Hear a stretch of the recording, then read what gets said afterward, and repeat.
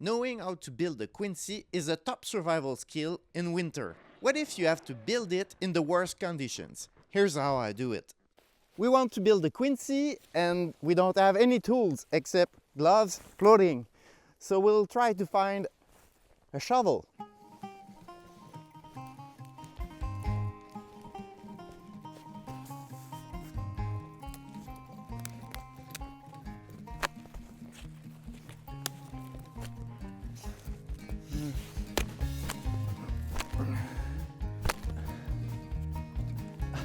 Bash them up.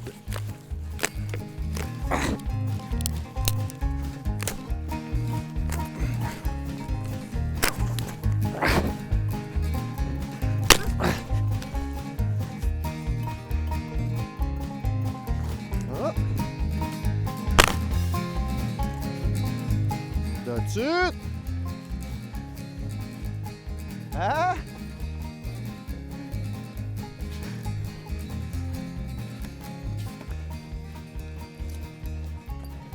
Nature has everything for you. To be strategically lazy, you want to use the slope to help you to carry all the snow you need to make a big snow pile. I recommend to use that kind of gully so we can bring all the snow from the top and make a big snow pile here. We'll use the tree to put some logs to keep the snow on the pile over it.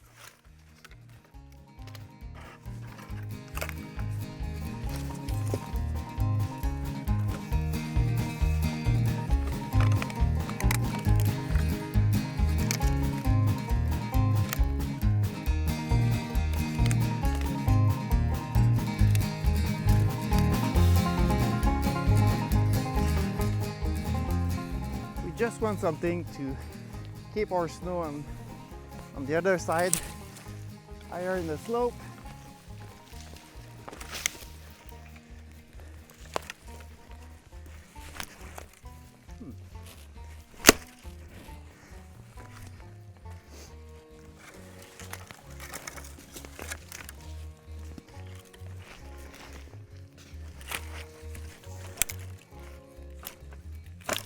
That's it. We're using the slope. We'll bring all the snow to this fence. This is gonna be the entry. Entry has to be lower than where you want to sleep. Hot air is going up. You want to keep that hot bubble. So whatever the temperature will be outside, it could be well below zero. Inside, it will be just at the freezing point. Because in fact, snow is full of air, so it's full of isolation. We use it to survive. You just use what nature throws at you.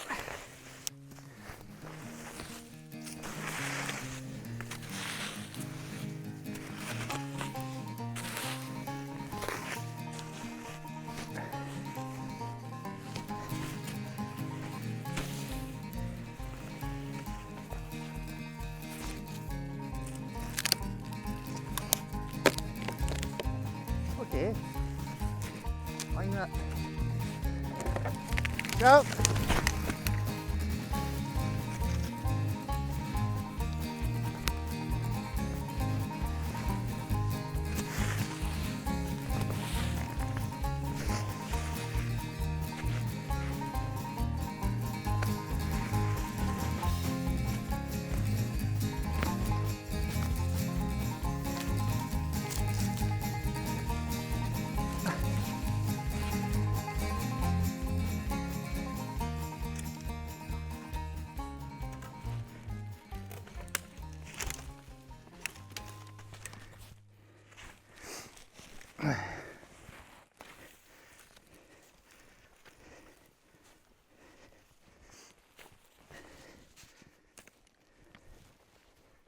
The mistake you should never do, getting soaking wet building a Quinzhee.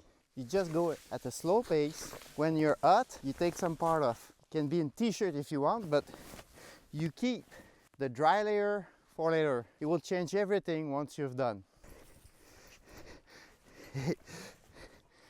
You want to pile your snow so you can walk without any problems, without sinking in it.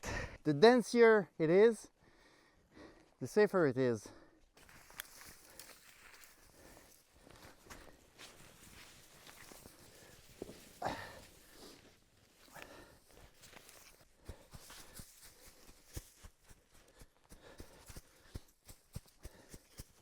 Once you can stand on it, it's really compact. Now you know it's time to dig.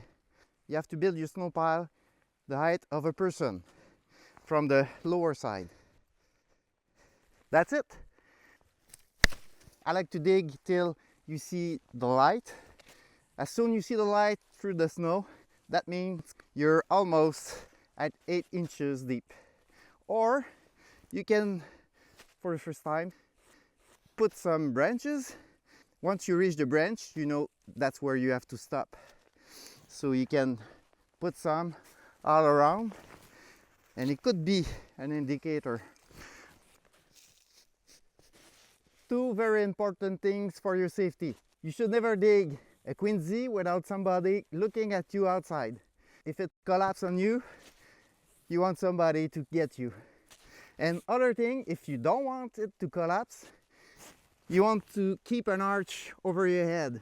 So you don't dig on one side and the other side. That's no good. You keep an arch and it will protect you. The beginning is always the hardest moment because you don't have any place to move.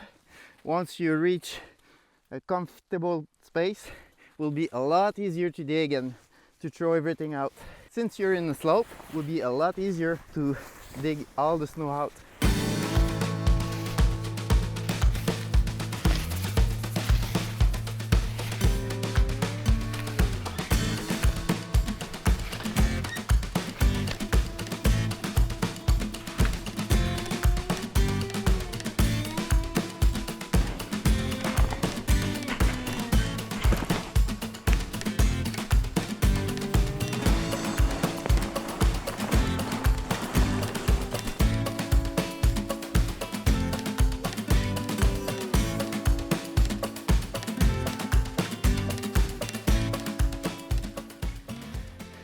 Now the hard part is done. Once you can enter and you have place to move, it takes like 10 more minutes and you're safe for the night. At this point, I like to dig my Quinzhee using the sun and the light. I fill the entry to see the light coming through the walls, and I'll know exactly where the end is. Follow the light.